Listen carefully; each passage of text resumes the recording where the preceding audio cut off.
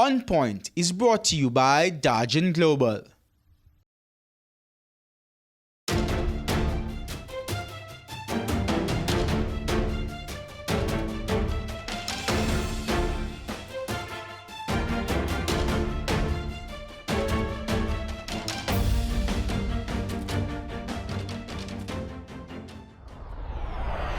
A very good evening and welcome to another edition of On Point. I'm your host, Patria K. And I'm Dennis Chung. And we've got lots to talk about. Yes, we do. But what we want to talk about is this SOE argument, statement of emergency, because I hear the opposition say that it has caused an increase in crime. But at the same time they say that they have the proof that it has caused an increase in crime, they're still supporting it.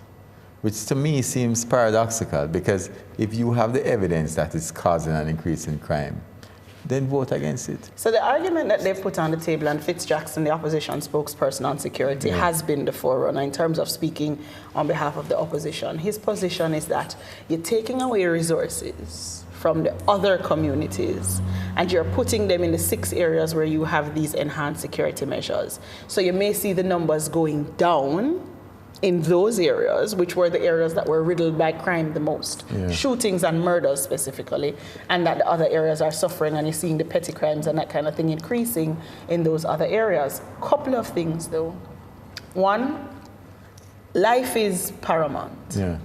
And you can't deny the fact that when there are boots on the ground, there are lives saved. When you compare year on year, compare... There has been a reduction. You absolutely see definitely the change in those numbers. In very many of the instances, it's as much as almost 50% in the regions where you have the states of emergency. But legitimate concerns about what happens when they aren't there, because it isn't sustainable. It's not. We're talking about 2 years and 2 months since the very first SOE was implemented in St. James. This is not sustainable. No, it's not. And that's people's concern, I think, at this point. It's not sustainable. But I think that one of the things that need to happen is that the same parliament who on both sides either support or curse it need to ensure that they pass the legislation to have enforcement in certain things. The Road Traffic Act, for example, we can't finalize the regulations yet. That's it's how many years now? 700 tickets on it. You understand? Yeah. And it is those little crimes that lead to the bigger ones, right? We can't, we talk about trying to deal with the law and order situation. We can't deal with illegal vending. We can't deal with night noise. We can't deal with squatting. You know, and if someone in government or authority get up and say something about people squatting, the same politicians will get up and say, no, don't trouble these people. Because they're a vote. Yeah. Fitzjackson also put on the table the suggestion, perhaps he thinks that throwing money at the problem will help to alleviate the stress and strain that the security forces. For him, he was batting for the Jamaica Constabulary Force, suggesting a figure of $100,000 to be added to the paycheck of each officer as they work through these stressful times. I can't agree with him. At a time when we're looking to be financially responsible, fiscal prudence is critical. I cannot see how you're going to be putting $1.2 billion, just finding it out of thin air and throwing it towards the police officers. I agree, it can be found out of thin air. But I believe, though, that the police generally should be paid better. And how you can do that is make it relate the increases or the amounts additional that you give them to crime reduction. So if I were to have an incentive program, for example, by divisions, and say, okay, this division, if you see an improvement in your numbers, we'll give you X more in terms of an incentive. Because if we say that crime contributes 4 to 6% of economic growth, logically then, you're supposed to be able to afford it. But then how do you look at other civil servants? How do you then look at teachers and nurses and soldiers who also in the trenches doing the work? How do you look at them and not justify an increase across the board? You need a performance-based system right across the board for the public sector. Teachers, for example, I think should be getting incentives based on the improvements in pass rates. Ooh. That's how they should be paid. We're going to have that conversation one day, but that day is not today. What we are talking about today is tourism. We're talking to Delana Seavright, who who is in fact the senior strategist in the Ministry of Tourism, about what this season looks like and the outlook for tourism. But first, here's a look back at some of the top business stories of the week. At number 5, Elon Musk, the CEO of Tesla and SpaceX, testified in court this week in a defamation suit brought against him by a British man who helped with the rescue of 12 boys and their soccer coach from a flooding cave in Thailand in July 2018. The British man is suing Elon Musk for accusing him of being a pedophile and is seeking punitive and compensatory damages. At number 4, more than 20 years after launching Google, Larry Page and Sergey Brin are relinquishing their executive roles at its parent company Alphabet. Page and Brin are stepping down as CEO and president respectively of Alphabet. The co-founders will continue to serve on Alphabet's board of directors. They also maintain voting control over the business, all but guaranteeing their ability to influence the direction of Alphabet with or without their executive titles. At number 3, Patrick Hilton has taken over as chairman of National Commercial Bank Jamaica Limited, the flagship company in the NCB Financial Group. Mr. Hilton, who is also president and CEO of NCB Financial Group Limited, replaces Michael Lee Chin as chairman of the commercial bank. Mr. Lee Chin, who is the principal owner of NCB Financial Group, will remain on the commercial bank's board as a director and will also remain chairman of the parent company NCB Financial Group. At number 2, analysts say the world may be heading for an even greater oversupply of oil in 2020. That possibility, which could drive down fuel and energy prices, is expected to be of great concern for members of the OPEC cartel as they start negotiations today. The oil-producing nations will decide whether to stick with production cuts they've endured for the past 3 years, or relax them, or deepen them in the hopes of propping up prices.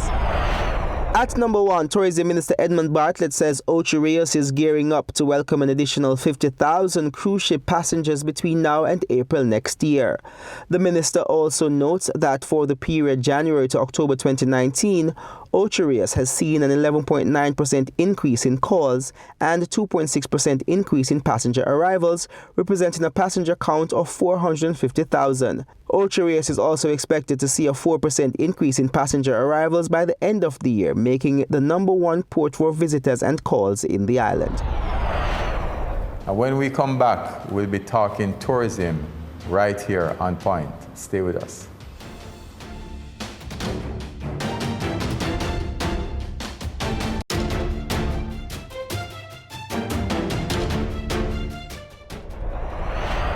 Welcome back to On Point. US $3.1 billion. That's how much Jamaica has earned from tourism so far this year.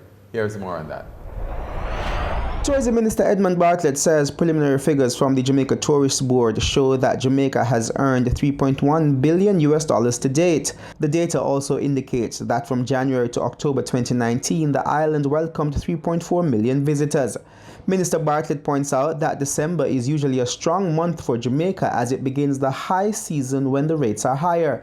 That is why he's theorizing that the country will more than likely achieve the $3.7 billion projected for this year, and with a little luck, he says, be on the edge of $4 billion. Meanwhile, the minister notes that this puts the island on track to surpass the tourism minister's 5-pillar growth strategy, which when proposed in 2016 was projected to result in visitor arrivals increasing to 5 million in 5 years and earning $5 billion. The strategy, which targets securing 5 million visitors by 2021, is utilizing the tourism pillars, which includes tapping into new markets, developing new products, promoting investments, and building new partnerships. Joining us to explore developments in the industry, we have the senior strategist in the Ministry of Tourism, Delano Seavright. Hi, Delano. Hi, Patricia. Hi, Delano. Sir Dennis, how are you? Welcome. I'm good, man. So good. Tell us what's happening with tourism, because it looks like you guys are filling the hole as the cartoon. Well, boy, let me tell you, it's a lot of work, but I mean, we've been having some good news over the last couple of weeks, certainly. Certainly just recently, we welcomed our new non-stop flights between Lima, Peru and Montego Bay. And this is done by LATAM Airlines, which is the largest airline in South America. They have hundreds of destinations and carry millions of passengers on a yearly basis, primarily through Brazil, Argentina, Chile, Peru, Ecuador, and other countries. So they'll be doing 3 flights a week between Lima and Montego Bay, which will open us up now to the South American market. And it's important because among the several strategies that we have is the need to diversify where we're getting our tourists from. And it's amazing. I mean, of course, the bulk of our tourists come from the United States, followed by Canada, then England, right? But yet South America is right here, and we only get about 30-something thousand visitors on an annual basis. Is the language barrier a problem? The language barrier is an issue, and of course the flight issues. How do people get to your destination? A lot of people don't like flying through the United States for cost reasons, and of course visa challenges and so on.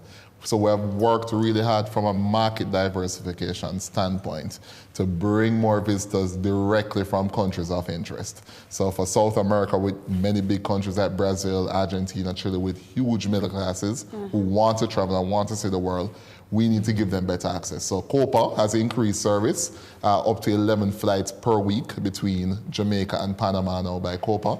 And now with LATAM coming on board, we have 3 flights per week between Lima, Peru, which is a huge hub that connects it to Brazil, Argentina, Chile, and so on, into Jamaica.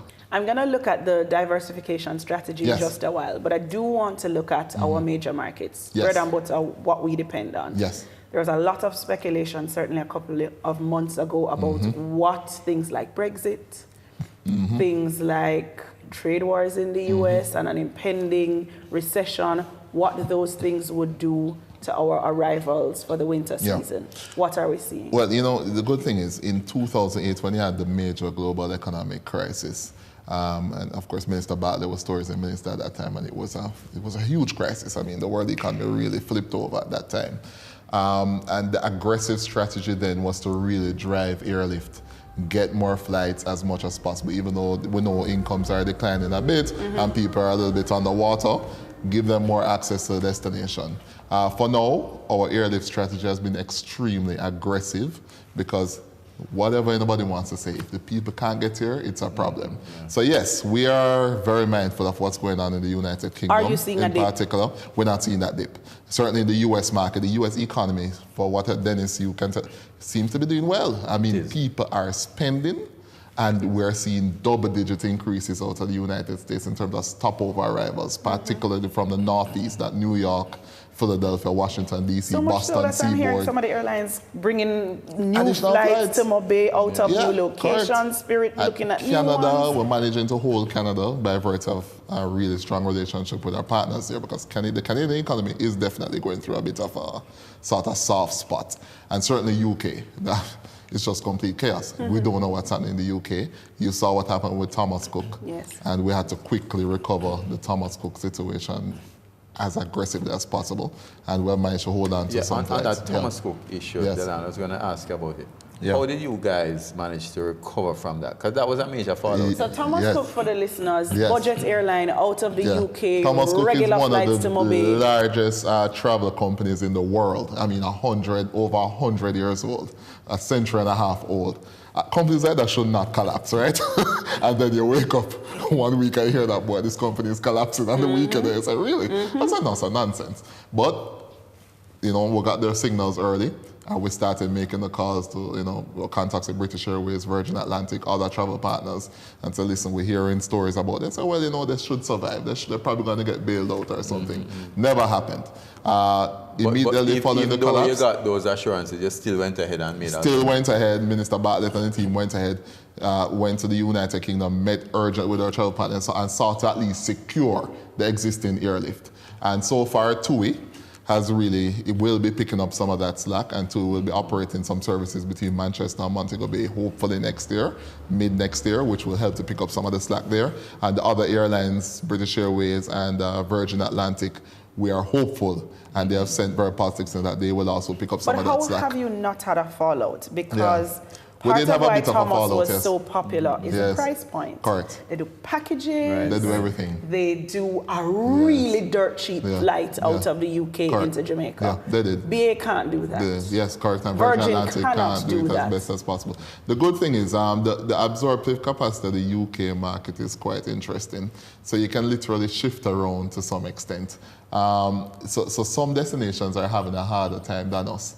The thing is, Jamaica is not perceived as a very cheap destination in the Caribbean compared to, say, Cuba, the Dominican Republic, and some Mexican resort areas. Yes. So our travelers have a little bit more absorptive capacity to move around because they have a little bit more income, Gotcha. comparatively speaking, with the Cuba and other destinations. So we have been able to absorb the blow, and the truth is, I mean, Thomas Cook directly was basically doing a flight between Manchester and Montego Bay for the most part, and that was where we were getting the bulk of those people. Our bigger concern really was the Thomas Cook's connection with Condor, which is a major leisure carrier out of Germany.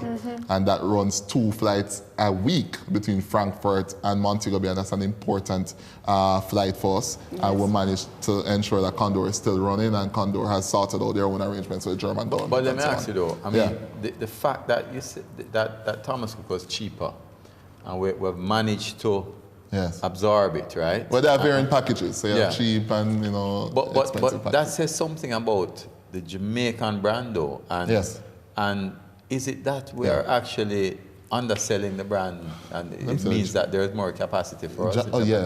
Jamaica has, and you probably heard the Prime Minister talk about the fact that JAMPRO will be piloting a huge brand Jamaica strategy. Yes, and a cohesive one, and expected to really get the mechanics of that starting late next year into 2021. Hopefully we'll move it fast. I sit on the board of JAMPRO, so it's something we're intimately involved in. Because brand Jamaica is powerful. It really is. I mean, it sells. The fact that, I mean, you talk to the hoteliers in Jamaica, they'll tell you, especially on the North Coast, the bigger hotels, the rates that they're charging compared to other destinations in the Caribbean really is somewhat ridiculous. I shouldn't say that, but it is. It is. When I see Panama is cheaper. So Mexico, other places in the Caribbean are cheaper. And what accounts for that? And they tell you, there's a sort of brand value that Jamaica has. Even with the crime? To the point, even with the issues of crime and violence, which is something that we are working on, of course. But yes, we have a strong brand value, and we should not we shouldn't exploit it. We need to deal with the problems we have because the competition is stiff. We have to clean up our cities, ensure that the places are good, aesthetically pleasing. Our people are very kind and hospitable, which has been very good for Jamaica. What the people love about Jamaica is not just the beaches and the mountains and the attractions, it's the people. The people sell well. So that's very important for the product going forward. Good months for cruising. You walked away only this week with a winning award for Top Pair. Yeah. So Jamaica, again, the World Travel Awards recognized Jamaica as a leading cruise destination again. And that's good. We have had some challenges with cruise, which has to do with the rotations of the ships. These cruise companies rotate their ships 2 to 3 years in advance. And we literally got in at a time when they were already in the middle of doing that for various reasons that don't necessarily have to do with Jamaica. The fact that we need a port in Cayman, they want a port in Cayman to make our routes a lot more attractive so that there are more stuff that does Jamaica, but you also go to Cayman and so on. That's something that's being pushed. And also the need to enhance the Labadee port in Haiti, which is another issue that has impacted our cruise numbers. Even with the award, great destination for you to come to. Yes. The strategic direction of the cruise build-out. There was talk of Kingston, more than one location. We saw that first vessel that came into downtown Kingston. We thought more was going to happen there. Talks of Port Royal to come in early 2020. Port Royal is definitely on, and the ships are now lining up to come. Port Antonio getting a few. Big build-out in Trelawney. Big hopes expected there. Yes. And there's Ocho Rios. And of course, Ocho Rios and Montego Bay. Montego Bay. Yes. So they're big bangs that we were expecting to get out of Correct. And I think in terms of the rotations and so by 2021, 2022, you're going to see a significant increase in the number of cruise ships visiting the island. Port Royal is a test case. I mean, the truth is, a number of cruise lines were like, well, yeah, this is lovely, but come on, this is kind of risky. But sometimes you have to get out there and you have to create destinations. Why is it risky? Some of them express a concern about the fact that the route will carry you to the southern side of the island. Okay. So they're looking at costs. Cruise lines look at costs and the dynamics and say, man, just put everything on the North Coast and we just do one run there. But then, and other factors, of course. But then, that Port Royal. Yes. That thing is a gold mine that we have been sitting on for decades. Can you imagine an attraction, a Pirates of the Caribbean type thing at Port Royal with all its history? Yes. And we can't exploit that. No, and and this is where again, and I'm really happy about this peer development because it needs to spur the action of our private sector to what's happening in the tourism and hospitality industry. I'm thankful then because I saw a recent survey this year by the Jamaica Chamber of Commerce, their usual business confidence and consumer confidence surveys, which indicated that tourism and hospitality sector is seen as the leading area for investment as it relates to for potential investors who want to make money. And that's good because we want to see more. Real estate is going to kick that out in the next survey. But and the real estate, again, is also linked to the booming tourism market. Absolutely. So the Airbnb boom that you see going on in Kingston, or that has been going on for the last 2 to 3 years, is really connected to the improving tourism products. And in fact, that we can get more people to come to Kingston and visit and stay in people's apartments and so on. I think about Port Royal. Yes. And something else, you know. Yes. The airport is right there. Yes. Right? Yes. You have sea right there. Yes. Harbour. Right? You have a long strip that you can make into an attraction. Kingston Yes. is People right here. exercise out there Yes. every single day. Yes. Right? And you have a cultural hub. Kingston is the cultural hub of the English-speaking Kingston Caribbean. is right there, right? Without a doubt. So You know my people can sentiment. Yes. I feel like people are going to come off the ship in Port Yes. Royal and feel like piracy is still alive because they come off of the ship and look around and think, Yes. I've just been robbed. Well, you know, a lot of work is going to go into Port Royal. It's not going to happen overnight. And again, Dennis, and again, Patriel, we need the private sector to come and get a little bit more involved in what's happening. Our government, we can't just have taxpayers' money thrown around and major projects like that. The private sector has to come in and give support. So this is a catalyst, I think, for the development of the Port Royal area and Kingston as a major tourism destination. Can start putting the infrastructure in place. Yes. And then make a profit on it and by selling it. Because when I think about a Port Royal Patriot, yes. I think about someone coming off the airplane, yes. right? You either take a taxi out or you have a ferry going downtown to a museum downtown or on the waterfront, which has been built up so nicely. The possibilities are endless. Right? And the possibilities, and the good thing is there are some private sector folks who have seen. So you already, this year alone, you had 2 brand new hotels in Kingston.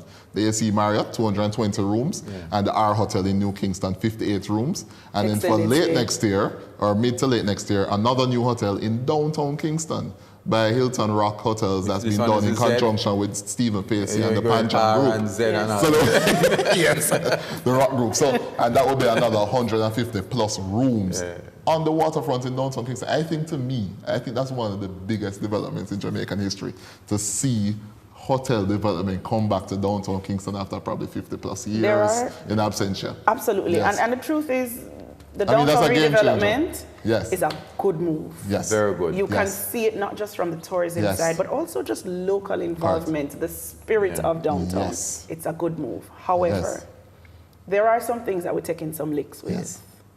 From the cultural standpoint, the live music scene in Jamaica is not what it used to be 5 years ago. It's not what it should be. And it brought people here. Yeah. You Ministry of Tourism were very active in doing surveys, particularly in the last 4 or 5 years, in assessing how many people take a plane and come to Jamaica for this show. Many of those shows don't exist anymore. I know it's an issue. The linkages, there's a linkages program in the Ministry of Tourism. Adam Stewart, I was on the council. yes, and Adam Stewart is now chairman of it and so on. And they've been doing real work to really drive events in Jamaica. Again, the private sector has to become a little bit more involved, a little bit more strategic in how they engage with our visitors, and also to understand the taste of our visitors. We have the palette of our visitors is quite diverse, you know. So there are some people coming here who, yes, they want some reggae, but they want other things too. Just like how you go to Las Vegas and you want a variety of Which is why a jazz was great, jazz which was is good why... and so on. Reggae Sumfest continues to do well, Rebel Salute and others. But we do need more live events in Jamaica, and something we want to encourage the private sector to look into, because there are people saying, I want to come and go to a live look a reggae show with 200-300 people. It doesn't have to be 1,000. Carnival is a win, though. Yes, go ahead, win. Patrick. No, I was just about to say Carnival is a win. Yes, we started our Carnival in Jamaica series 2 to 3 years ago, and it has been a mega success. It's so successful, this Carnival in Jamaica now, Dennis, is that we are 55% foreigners now jumping in the streets of Kingston. More people are coming to Jamaica now than Trinidad, I hear. Well, No, we're not quite there. We're not quite there. Hello to all the Trinity I don't folks have who a are Trinidad watching friends the here show. with a lion and Is that a projection And for the Carnival 2020? folks are spending money. They're spending money. They're coming. They're paying $1,000 per Correct. costume. And they're filling all the hotels, they're filling the Airbnbs. Absolutely. They're taking the taxis, they're going to the hairdressers. The money is moving around in Kingston. And we're happy about that. And we're going to see bigger improvements. Yes. The private sector, I think, will invest, but we still have a lot of bureaucracy that people have to go through to establish themselves. Yes. I mean, thankfully, we eliminate the minimum business tax Saturday. Yes. But Big we're step in saying the to right people direction. that even before you start make a profit, you must pay a tax. And on those that- are some of the issues. On that vein, it's not just bureaucracy. It is bureaucracy and cost. Correct. Yeah. We're going to take a quick break, and when we come back, because and also if we're talk about the banks and the banks loans and how they give out loans. We're going to talk about You it. can And get it's the car loans, but the business loans are a problem. Let's hold the thoughts. We still come back, folks. When we come back, more on Point with Delano.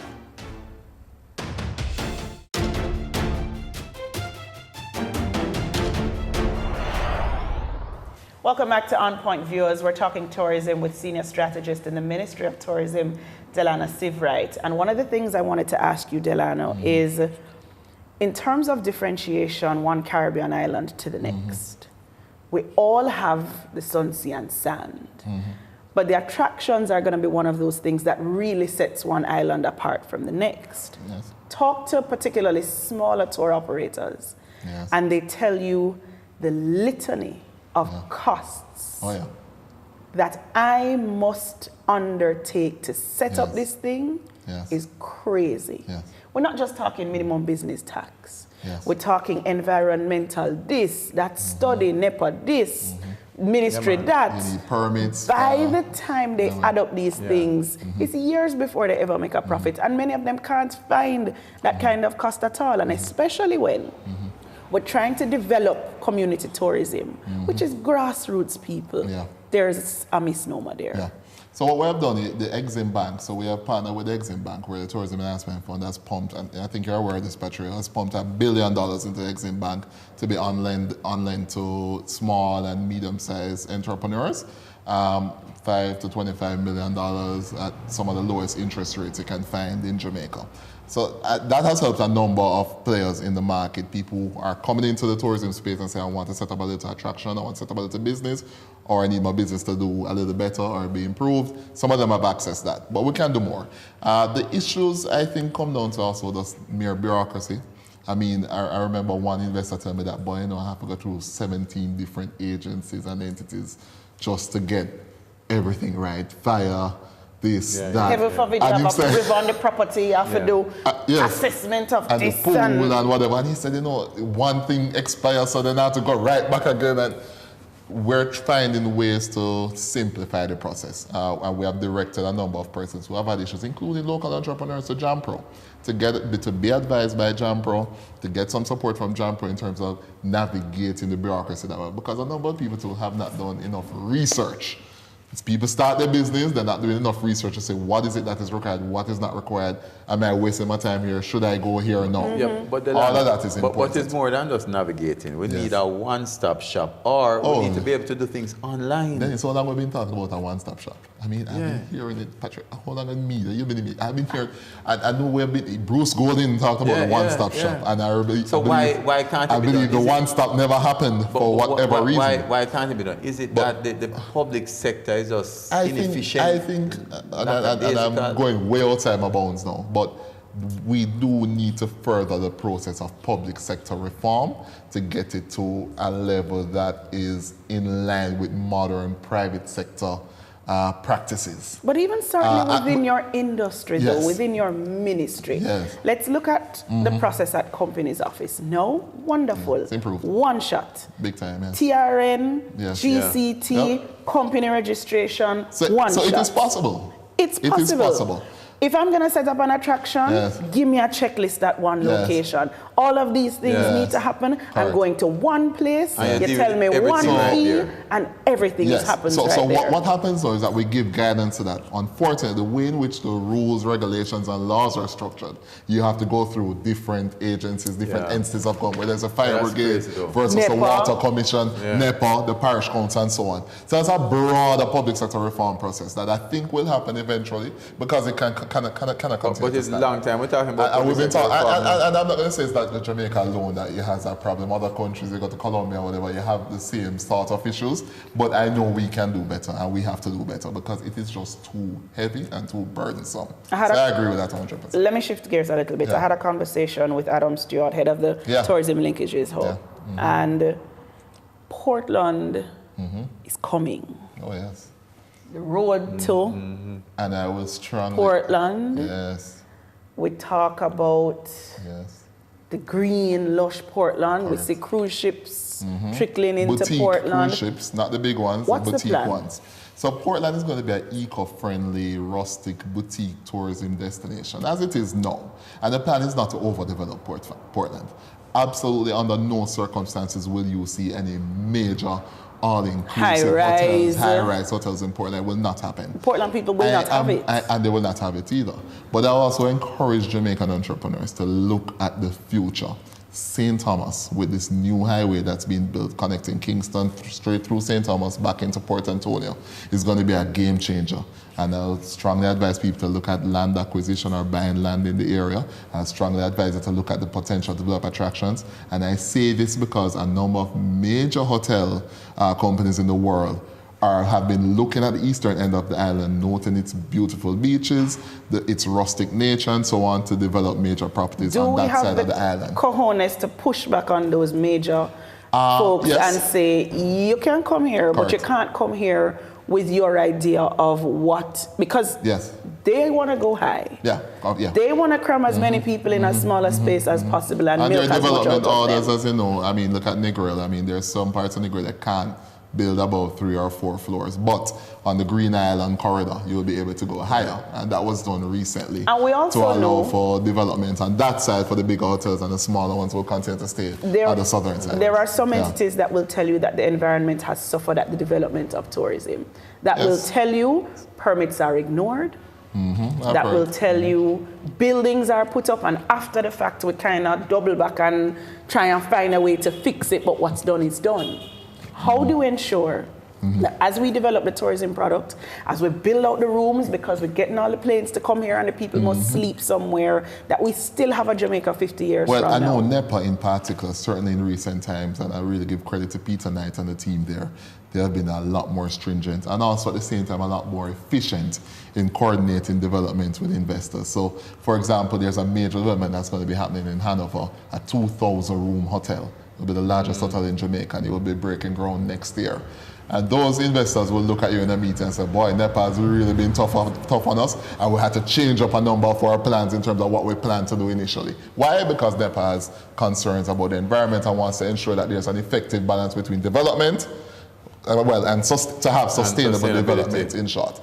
It's a difficult balance, in all honesty, Patria, because we have to really look and say, well, we're going to create 4,000 jobs, and these guys are going to put $500 million US into the economy. But 5 years from now, we won't have a beach. But 10 to 20 years now, you are concerned that the beaches may be. So it's a balance in that, and I think it's a difficult conversation for us to have, but it has to happen. My pet peeve of tourism, right?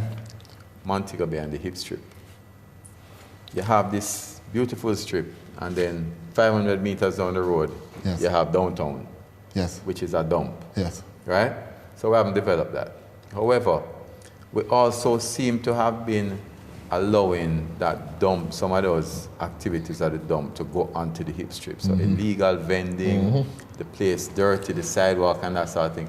And I just think to myself, if you think about it, without doing anything else but enforcing rules and making that place into like a Las Vegas strip, you could double the room ask without doing anything else. I'm happy you asked the question, because it's as if you were sitting in our tourism enhancement fund retreat last month, and because it came up in the same fashion. And the good thing is, finally. Yeah. It's been, again, too long. In Jamaica can do so much better. And honestly, guys, we need more people like you and so, as I was saying, to come into leadership and assist us to develop this country properly. But that's another story. We can get there another time. But the hip strip, finally, we have the Close Harbour Beach development, which is happening now, which is a $1 billion plus development, new park, which is this project to take what looks almost like what happened what was Dumpot Beach at Emancipation Park and build the mobile version of it. Sort of Emancipation Park of the West, but even better, because you have beach facilities and so on, and it's public, open to the public. The private sector also, the coordination with the private sector stakeholders along the hip strip is now finally coming together better. Chris Issa, of course, built his S Hotel along the hip strip, and it's an EP hotel. Altamont just bought Wexford, doing the renovations. So, and Ian Bear and Margaritaville, all these people. Coral Cliff is back. Yes, Adam Stewart, everybody is now involved in the development of the hip strip. So the TPD, TEF, and the private sector of Montego Bay are working together now on a project to enhance the hip strip. Not just talk. One of the projects will be to pretty much remove the power lines and put them underground. So you start to really get that eerie feel of a hip strip. Oh yeah, just remember Starbucks is there now as correct. well. So Tracks on Records. the last 2 to 3 years, you see the developments happening, and we need to perfect it. Also, Catherine Hall, the UDC is working on a divestment process for Catherine Hall, which may be transformed into a sort of entertainment center for Montego Bay to have those live shows in a professional environment. But Delana, some little things. For example, traffic. Why we can't cut off traffic from the hip strip? Well, the good thing is, make it a place where people walk, or you just have one way in one lane. Can't be done and then because the other one. You will tie up the mobile. Dennis, nobody will get to the airport. I'm just saying, the bypass, you have one as way you know, the Montego Bay way. bypass is going to be done. And the hope is that will take off some of the traffic. Quite a bit of the traffic that doesn't need to be going through Montego Bay. If you head into Lucy, head into Hope, you head into Negril, you are there contributing to the traffic problem in the middle of Montego Bay. So that bypass is basically starting, and that's a project that's already signed off, and it's going to start by Aaron Shore, why you can't do it yet. and it's going to run around. Logistically, to close off the hip strip would be a traffic nightmare, and you will get all the blame. But the idea is good, and that's how we should be thinking for the future.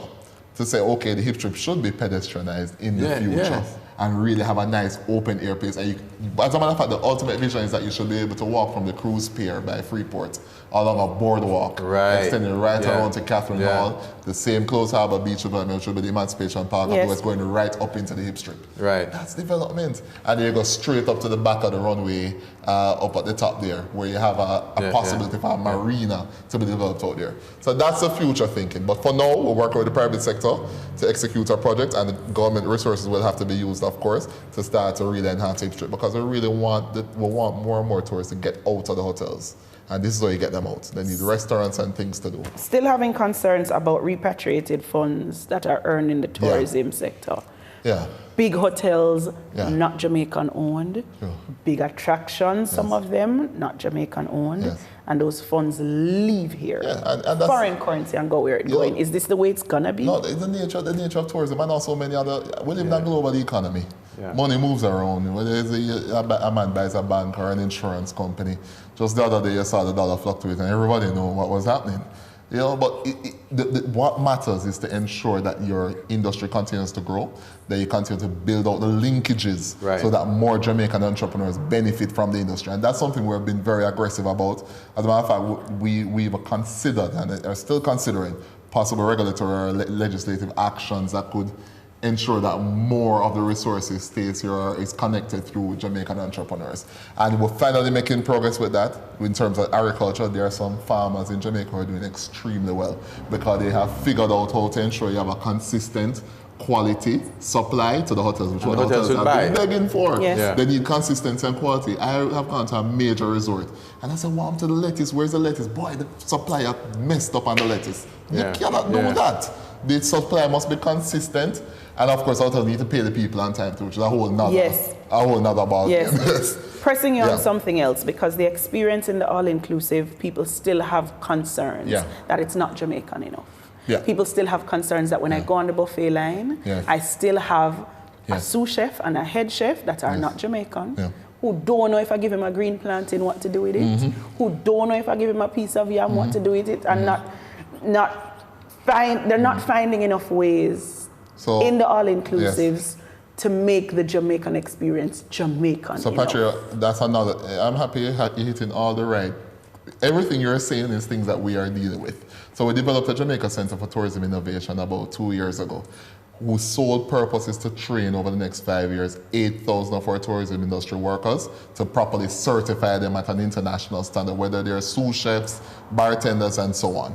And we graduated, I believe, about 1,300 plus have been certified so far with American international level qualifications in their respective fields. So the idea is that we need more Jamaicans in the top executive positions, in senior management, lead senior management positions in the sector. And that is an absolute work in progress. And already we've seen it. Some of the major hotels now have Jamaican managers. But we're also seeing that we're training them and they get coached. And somewhere else takes them. There's one little dynamic, which is that, you know, a business owner, if I live in Spain and I have my business and my hotels around the world, I am going to be a little bit more comfortable with my Spanish guy running the hotels. And that's an issue with businesses generally. Yeah. But finally, I see it turning around, and I think we should give it some time. But it's happening. Isn't that a matter of demand and also exposure also? Correct. Because when you think about it, the chef business is a serious business. Yeah, but the all-inclusives have the power of money to promote the all-inclusives. The smaller boutique hotels, like when you go to the Treasure Beach, right? And the thing, I enjoy actually walking out and going to one of these small Jamaican restaurants and sitting down and having something, but they don't have the money to put themselves out there and make people know about them, and I think that is one of the big issues. And some of them have figured it out because they're working with the Jamaica Tourist Board to better promote them through the websites and also through our travel agents. So you see, for example, that gentleman who has a restaurant out there in St. Elizabeth out in the sea. Pelican Bar. Yeah. I mean, he's doing a massive and a great job. And then there are other key persons who have properly marketed their product. What is needed is that some people need a helping hand. You need to hold them hand and say, listen, this is how you're going to market. So that's something that you're doing. Get yourself out there. Something we're doing, but we can do more. And we're going to do more. But also we need the ingenuity of Jamaicans also to kick in. And also just to make a point, some of our people need to properly professionalize their business operations. You cannot have people come into your restaurant and they're being served the hour and a half after the order. It cannot work. So these are things that we have to just say frankly. So the reason why some of these small guys are doing well is because they have a very professionally run operation. It's nice and rustic and boutique, but you order your fish, you get it in 20, 25, 30 minutes. Not an hour and a half. That matters. Can't let you go and not talk about somewhere that we are not playing in the space enough. So we accept that in the main, Jamaica is not the cheapest destination, but we're still not getting the high-end tourists, except for perhaps the Round Hills of this world and Trial and those guys. We're not really tapping into that kind of tourist who is going to come and open the pocketbook and spend without batting an eye. I mean, we have seen, and it's very anecdotal. I would have the clear statistics because we don't ask people much what's your net worth when you land and write it on the form so we can know. But if I'm landing my own plane, you probably know. I mean, in the December for a period of time, see a whole lot of private jets coming in. However, there's a need for more boutique-style tourism, and you know, the Chris Blackwells and the Trials and the Round Hills. Delano, add to that before you go. We've been talking about casinos from I was a little boy. Yes. And I know. Dennis wearing both work hats now. I think finally we're crossing the line with casinos.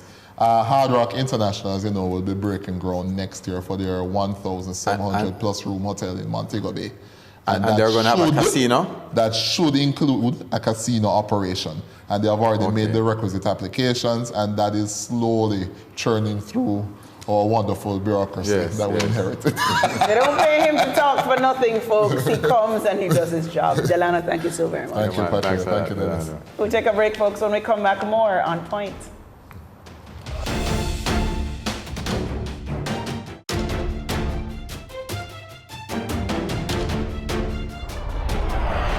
Welcome back to On Point.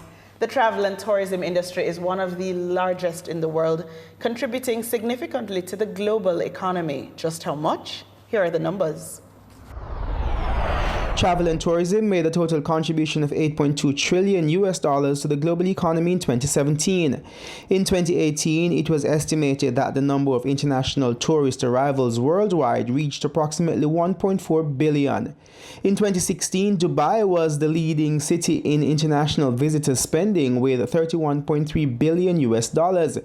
In 2016, Bangkok, Thailand was the most popular city with 19.41 million visitors. The most popular tourist attraction worldwide was the Las Vegas Strip in the United States with just short of 40 million visitors a year. The global hotel industry revenue was $570.18 billion in 2017. Our On Point team hit the streets and asked, how can we attract more tourists to Kingston?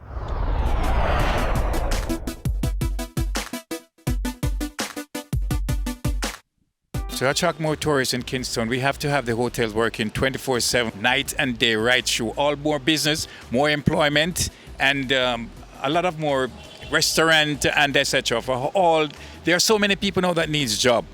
We need to have in the night when we are sleeping, when some people are sleeping, the shift that's supposed to be sleeping is a shift that work in the days. We're supposed to have a night shift that is coming out and working back until in the morning. First thing we can do is upgrade our beaches. You know, the beach is one of our main attraction.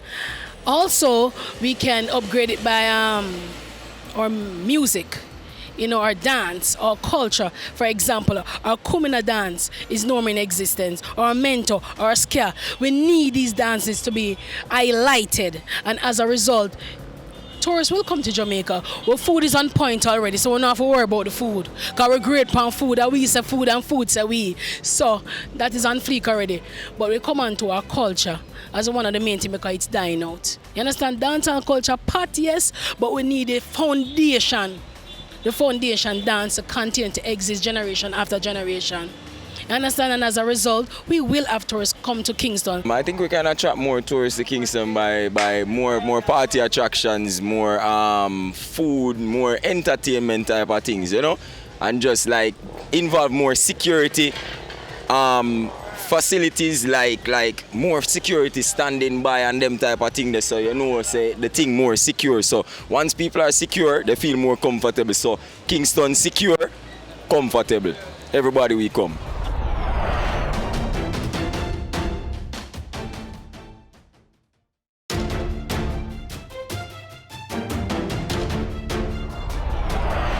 I was actually excited about that discussion a while ago. Yeah, Delano is always someone good to speak with.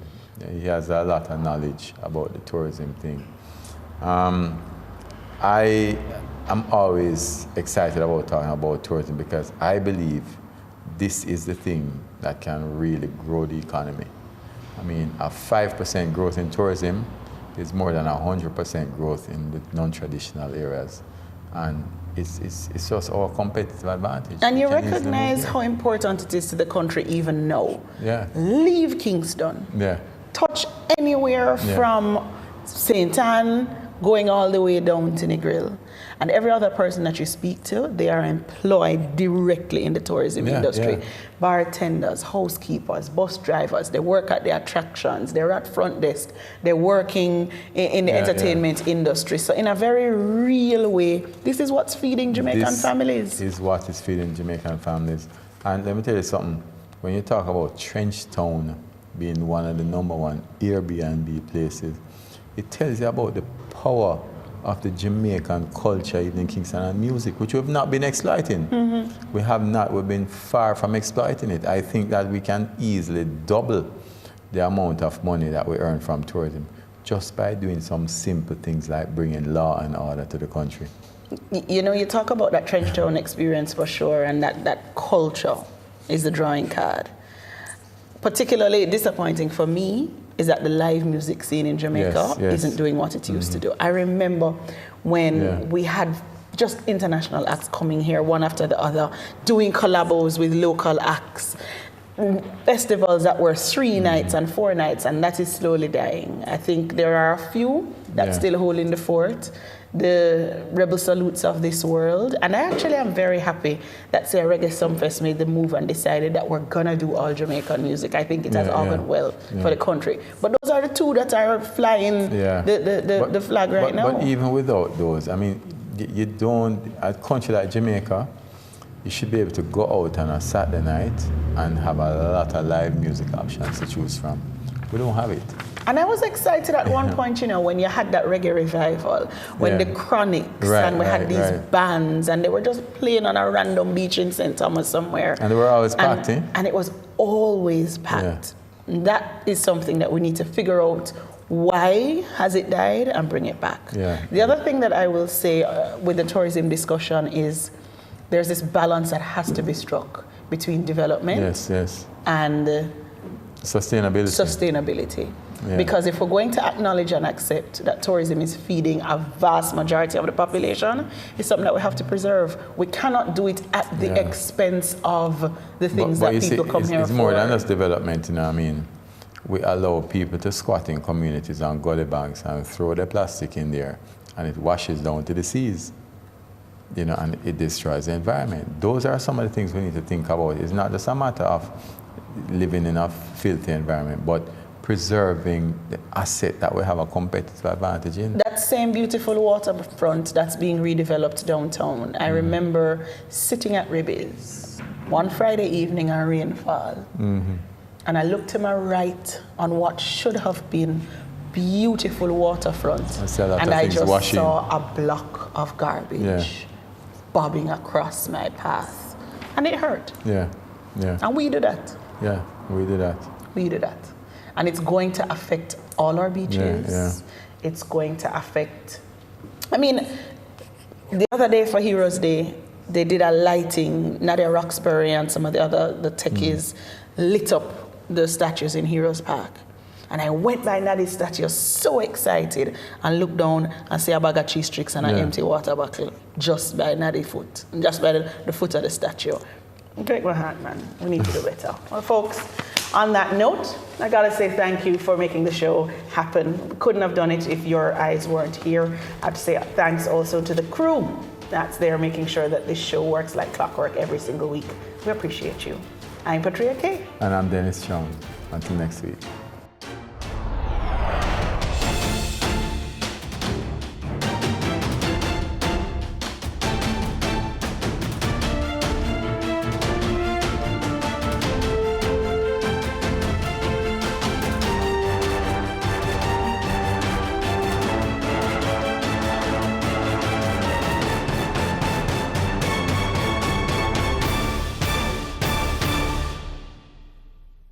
On Point was brought to you by Dargin Global.